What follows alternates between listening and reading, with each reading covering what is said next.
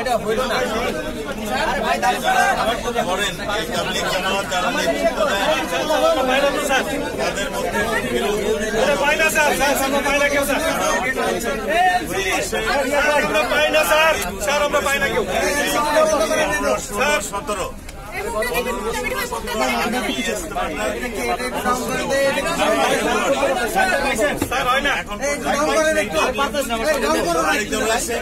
এবং কিভাবে হবে এটা বিস্তারিত আলোচনা চলছে।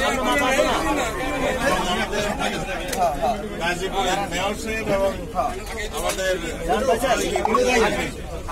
প্রতিমন্ত্রী রাসেল এবং আমাদের মেয়র এবং আমাদের জেলা প্রশাসক এবং আমাদের বিভাগীয় কমিশনার তাদের নেতৃত্বে ওই মাঠ পরিষ্কার এবং যা যা ইউটিলিটিস সেগুলো মানে ব্যবস্থা করা হবে এবং আগে যা নির্ধারণ করা হয়েছিল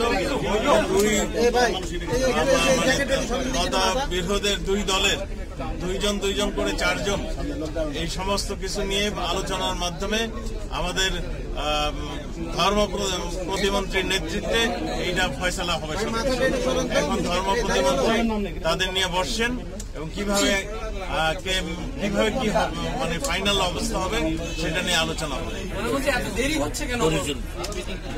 মিটিংটা আপনারা দেখছেন এটা সারা বিশ্বেই তাবলীগ জামাতের মধ্যে মতবিরোধ শুরু হয়েছে, আমাদের বাংলাদেশেও সেখানে থেকে বাদ যায়নি।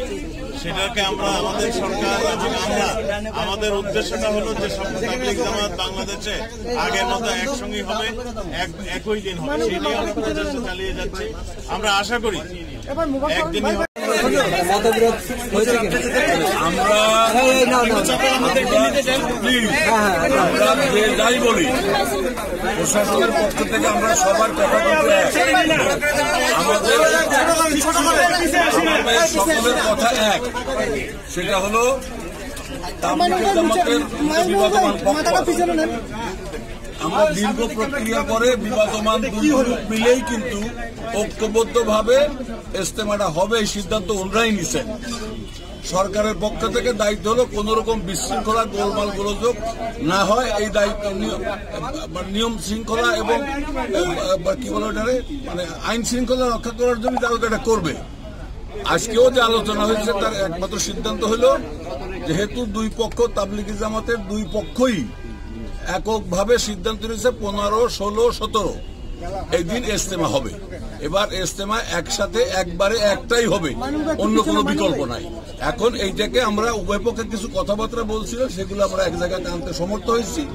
এখন বাকি আমাদের ধর্ম মন্ত্রণালয় এখানে বসার যে কথাটা হয়েছে যে টোটাল পরিচালনার মধ্যে কিছু খুঁটিনাটি বিষয় আছে, যেমন ইমামতি কে করবেন, তারপরে অন্যান্য কাজের নেতৃত্ব নিয়ে কিছু যে আলোচনা দোয়া কে করবেন, এইটাকে নিয়ে আমরা পরবর্তীতে ওনাদের দুই পক্ষের সাথে বসে যে সিদ্ধান্ত সময় নেব।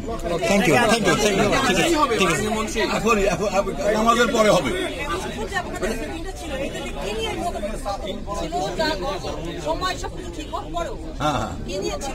এই যে কিছু নেতৃত্ব এখন ইজতেমার কোন কাজ কে করবে, ইজতেমার ভিতরে আভ্যন্তরীণ অনেকগুলি কর্মকাণ্ড আছে, এইটা তো এখনো আন্ডান। এটা কে কোন একসাথে করতে যাতে কোনো ঝামেলা না হয়, যাতে সুন্দরভাবে করার জন্য কিছু আলোচনা থাকতে পারে, সেইটুকু কিছু আর কিছু